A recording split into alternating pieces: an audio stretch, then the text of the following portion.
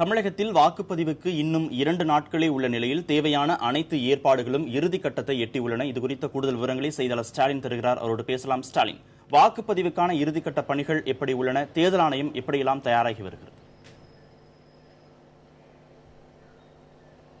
கார்த்திகேயன், தமிழக சட்டமன்ற தேர்தலுக்கான அந்த வாக்குப்பதிவு மே 16ஆம் தேதி நடைபெற உள்ள நிலையில் அதற்கான அனைத்து ஏற்பாடுகளும் தயார் நிலையில் உள்ளதாக தலைமை தேர்தல் அதிகாரி ராஜேஷ் லக்கானி தெரிவித்துள்ளார். குறிப்பாக வாக்குப்பதிவு நாளன்று வாக்காளர்களுக்கான அந்த பூஸ்லிப் வழங்கும் பணியானது நேற்றுடன் முடிவுற்றது. தமிழகம் முழுவதும் 5,88,00,000 வாக்காளர்களில் சுமார் 83.5% வாக்காளர்களுக்கு அந்த பூஸ்லிப் வழங்கும் பணியானது நேற்றுடன் முடிவுற்றுள்ளது. பூஸ்லிப் கிடைக்கப்பெறாத நபர்கள் அரசால் அங்கீகரிக்கப்பட்ட 11 ஆவணங்களை கொண்டு வாக்களிக்கலாம் என தேர்தல் ஆணையம் ஏற்கனவே அறிவித்துள்ளது. அதே போல வாக்குப்பதிவு இயந்திரங்களை தயார் செய்யும் பணியானது இன்றுடன் முடிவடைகிறது. வாக்குப்பதிவு இயந்திரங்களில் இந்த வேட்பாளர்களின் பெயர், சின்னம் மற்றும் புகைப்படம் ஆகியவை பொறிக்கும் பணி இன்று மாலையுடன் முடிவடையுள்ளதாக தேர்தல் ஆணையம் தெரிவித்துள்ளது.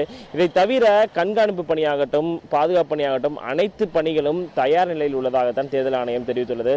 குறிப்பாக இன்று முதல் 7,500க்கும் மேற்பட்ட பறக்கும் படைகள் கண்காணிப்பு பணியில் ஈடுபடுவார்கள். தொடர்ச்சியாக அந்த சோதனைகளில் ஈடுபடுவார்கள் என தேர்தல் ஆணையம் தெரிவித்துள்ளது.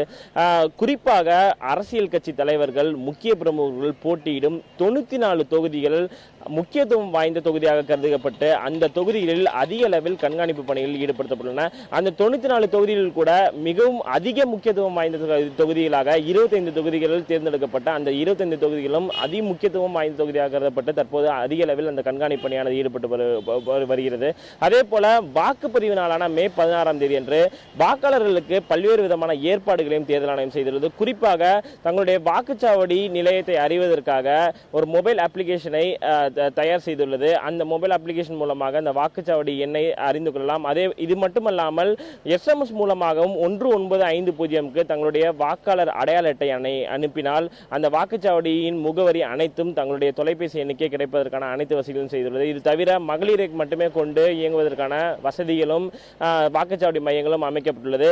சுமார் 66,001 வாக்குச்சாவடி மையங்களில் 27,961 வாக்குச்சாவடி மையங்களில் கண்காணிப்பு கேமராக்கள் பொருத்தப்பட்டு தலைமைச் செயலகத்திலிருந்தே கண்காணிப்பு பணியில் ஈடுபடுவதற்கான அனைத்து பணிகளையும் தேர்தல் ஆணையம் செய்துள்ளது. கார்த்திகேயன், ஸ்டாலின், இப்போ வாக்குப்பதிவுக்கான இறுதிக்கட்ட நடவடிக்கைகள் குறித்து தேர்தல் ஆணையம் தரப்பில் ஏதாவது தெரிவிக்கப்பட்டிருக்கா? குறிப்பா பதற்றமான வாக்குச்சாவடிகள் அங்க என்ன மாதிரியான சிறப்பு ஏற்பாடுகள் செய்யப்பட்டிருக்கு?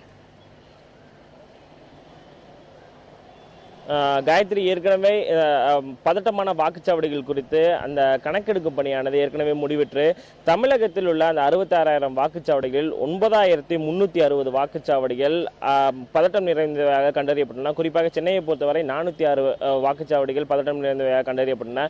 அந்த பதட்டமான வாக்குச்சாவடிகளில் அதிக அளவில் துணை ராணுவ படையினர் ஈடுபடுத்தப்பட உள்ளார்கள். குறிப்பாக காவல்துறையுடன் இணைந்து இந்த துணை ராணுவ படையினர் ஈடுபடுத்தப்பட உள்ளார்கள். இதற்காக 300 கம்பெனியில் சேர்ந்த 30,000 வீரர்கள் தற்போது தமிழகம் வந்துள்ளனர். அவர்கள் தொடர்ச்சியாக பறக்கும் படைகள், அதே போல மற்ற கண்காணிப்பு பணிகளில் தொடர்ச்சியாக ஈடுபட்டு வருகிறார்கள். பதட்டம் நிறைந்த தொகுதிகளில் அதிக அளவில் கண்காணிப்பு பணிகள் மற்றும் அந்தந்த மாவட்ட நிர்வாகம் மற்றும் காவல் கண்காணிப்பாளர்களுக்கு தேர்தல் ஆணையம் உத்தரவிட்டுள்ளது. அதிக அளவில் பாதுகாப்பு கொடுக்க வேண்டும். எந்தவிதமான பிரச்சனையும் ஏற்படாமல் வாக்காளர்கள் நிம்மதியாக வந்து வாக்களிப்பதற்கான அனைத்து வசதிகளையும் மாவட்ட நிர்வாகங்கள் செய்து கொடுக்க வேண்டும் என தேர்தல் ஆணையம் தெரிவித்துள்ளது. இது தொடர்பாகத்தான் கடந்த 2 நாட்களுக்கு முன்பு தலைமை தேர்தல் ஆணையர் நஜீம் செய்தி உட்பட 3 ஆணையர்கள் அந்தந்த மாவட்ட நிர்வாக தேர்தல் அதிகாரிகள் மற்றும் பார்வையாளர்களுடன் கலந்து ஆலோசித்தனர். அதன் பிறகு பல்வேறு விதமான முக்கியமான முடிவுகள் எடுக்கப்பட்டுள்ளன. குறிப்பாக நாளை முதல் நாளை 14, 15, 16 மற்றும் 19 ஆகிய தேதிகளில் மதுக்கடைகள் மூடப்படும் என்றும் தெரிவிக்கப்பட்டது. குறிப்பாக எல்லையோர மாவட்டங்களில் அதிக அளவில் கண்காணிப்பு பணிகள் ஈடுபடுத்தப்படும் என தேர்தல் ஆணையம் தெரிவித்துள்ளது. காயத்ரி.